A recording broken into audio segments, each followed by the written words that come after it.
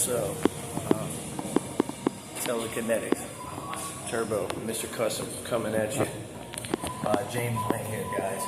Listen, today it is January 7th. It's an important day, always, on the 7th. Today is January the 7th. My birthday's in 2 months. I'll be 37, which is an iconic and very important number. I'll tell you why if you study numerology, you already know. Anyways, it's irrelevant. I don't mean to blab. Try to have some privacy and come study here. I'm at the Publix at Greenwise.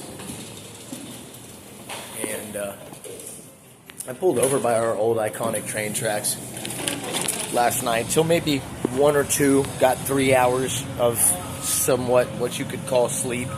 And your boy's beard's looking good. And you can see how I finally... You know what I mean? I'm not trying to play the character of somebody else anymore. I got my hair back the way I normally do it when I'm doing investigations, and I do grow my beard back, even though my mother has never liked it. I'm trying to be funny, guys, and grow back into my normal, natural self. I've been what I would call undercover and investigating on my own accord, attached and affiliated to no other and adjacent agency. As the straw man, an entity. Living man of God, as James Patrick Lane O'Manic, was originally born Patrick Lane Moore.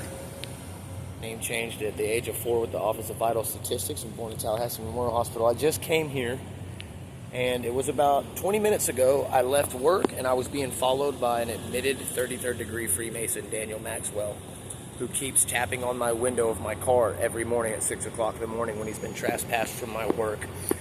Or if I'm over at McDonald's. He tried to hand me a cup of coffee that I know was poisoned the other week. It would have been the worst thing in the world for me to be at work trying to cover somebody else's shift and had been poisoned with a cup of coffee or something, drugged and thrown off. And it just so happens there's a security guard there the day before inauguration that got fired for cybersecurity theft, so it's like, or fraud, or whatever happened. It would have been perfect if I would have been shot and hurt on that day. I think things were being aligned, and I had all the subliminal messages being given to me there, and could see all the things because God gave me the eyes to see. And my boss has already been robbed at gunpoint 3 times, so it probably wouldn't be too hard to coerce or blackmail her. So anyways, that was getting ready to happen, and then I noticed Brian, who's my assistant manager, who was once at the homeless shelter with me just a little while ago, about a year ago, thinks I forgot.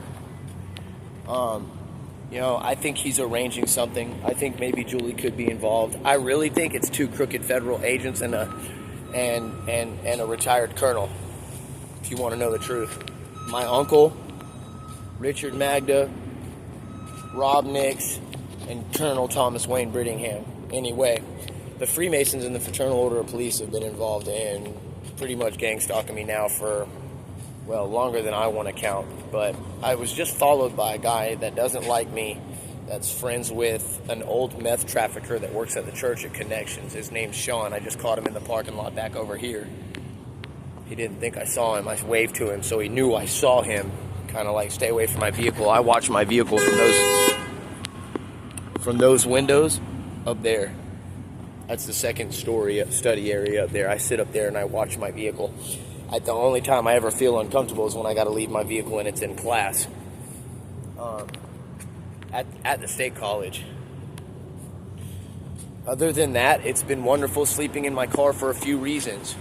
Nobody's dropping any kind of bed bug or parasite or dog ear mite or anything on my face or my body or my clothes or my bedding.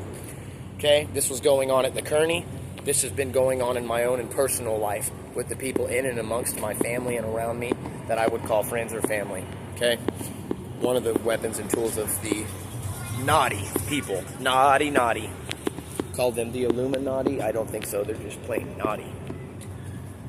Not illuminated about shit, enlightened about anything other than how to hurt people.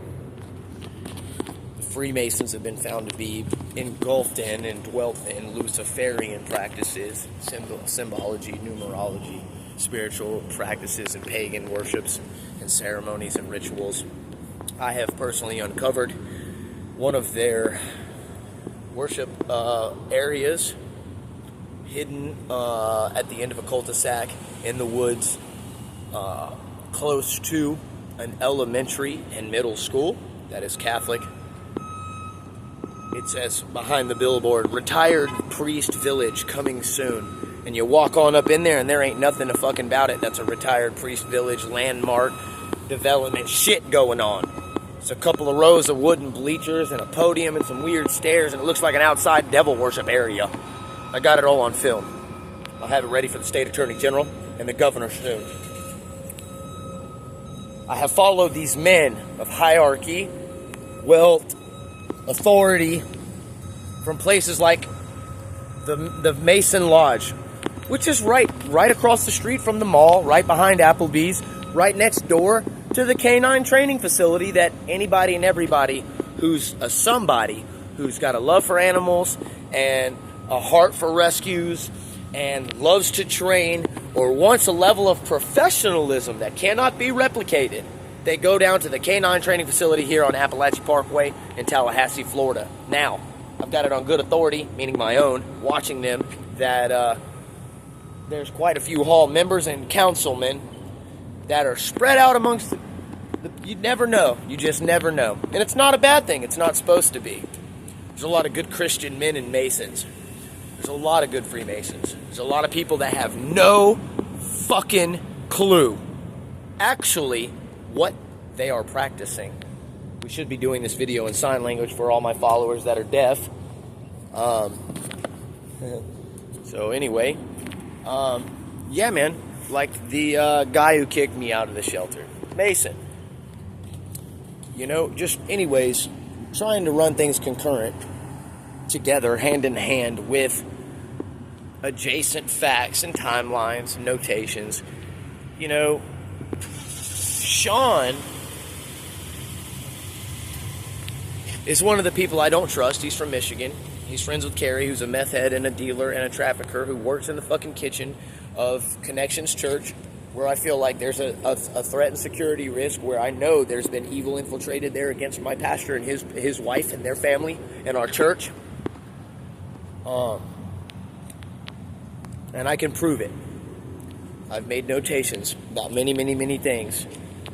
Actions, mentalities, characteristics, down to vehicles, people's vehicles that have been hit and damaged. I'll pull up on basically the whole crew at Geek SI that works at the church. Their cars have been hit and messed up some kind of way. Not bad enough to kill somebody, but bad enough to damage the vehicle. Notably so. Anyways, I just saw Sean up here, and that's how I got poisoned, guys. Warren, who happens to be a friend of, I believe, the new mayor.